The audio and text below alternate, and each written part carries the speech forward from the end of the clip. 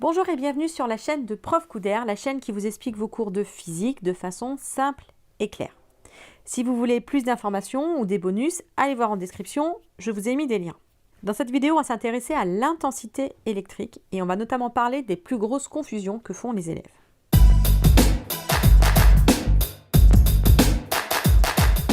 Commençons donc par une définition de ce qu'est l'intensité électrique.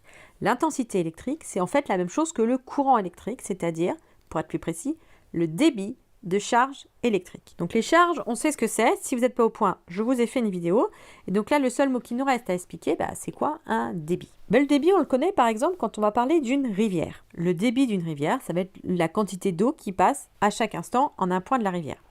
Concrètement, si je me mets là au bord de la rivière et que je tends un filet là, si je compte le nombre de molécules d'eau qui passent dans la rivière à chaque instant, je vais obtenir le débit. Pour un circuit électrique, c'est la même chose. Alors, je ne peux pas mettre de filet, mais imaginons une surface, comme ça, dans mon fil électrique. Bien, le débit, et donc l'intensité, c'est la charge qui traverse cette surface à tout moment.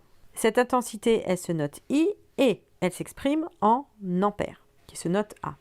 Et on vient de voir, 1 ampère, c'est lié aux charges, donc au nombre de coulombs, puisque les charges s'expriment en coulombs, qui passent par ma surface toutes les secondes. 1 ampère, c'est 1 coulomb divisé par 1 seconde, ou autrement dit, 1 coulomb, c'est 1 ampère fois 1 seconde. Alors, de quoi ça dépend, cette intensité?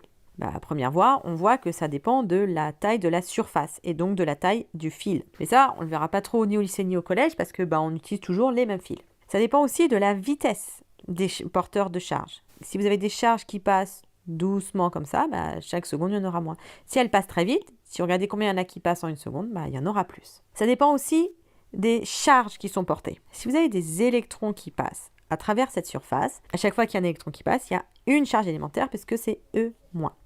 Si maintenant, vous avez des ions qui passent, et des ions par exemple 2+, à chaque fois qu'il y a un ion qui passe, on va avoir 2 charges élémentaires. Donc il y en aura 2 fois plus, donc ça dépend aussi des porteurs de charge. Et enfin, ça dépend de ce qu'on appelle la densité des porteurs de charge. Si vous avez plein de porteurs de charge comme ça, quand ils vont passer à travers la surface, du coup, vous allez enregistrer beaucoup de charges qui passent. Inversement, si vous avez peu de porteurs de charge qui passent, vous allez enregistrer moins d'intensité. Donc, ça dépend en fait de est-ce qu'il y a beaucoup de porteurs de charge ou pas. Donc, c'est ce qu'on appelle la densité des porteurs de charge. En fait, on a rarement, si ce n'est jamais, un morceau de conducteur comme ça. C'est ce qu'on a vu dans cette vidéo-là. Si je mets ce conducteur-là dans un champ électrique, ça va juste faire une petite accumulation de charge ici et de charge ici.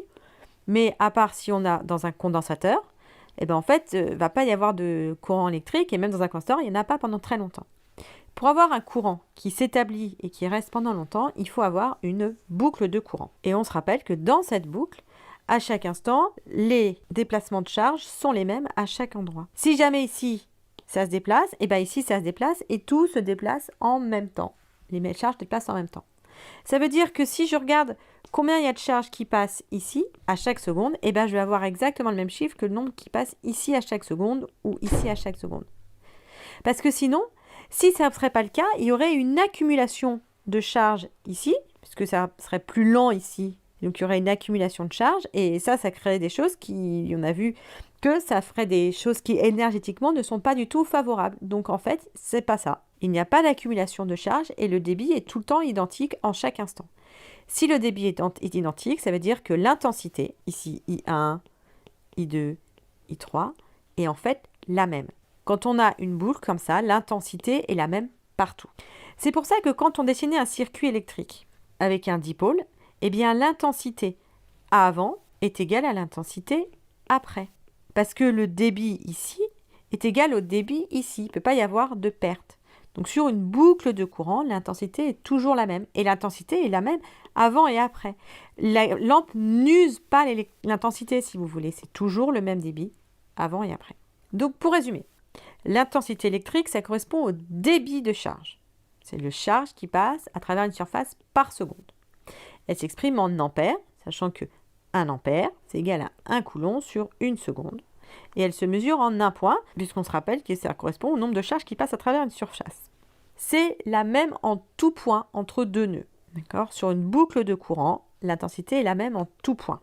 Voilà, j'espère que cette vidéo vous a plu. N'hésitez pas à liker si c'est le cas et à poser vos questions en commentaire si quelque chose n'est pas clair pour vous.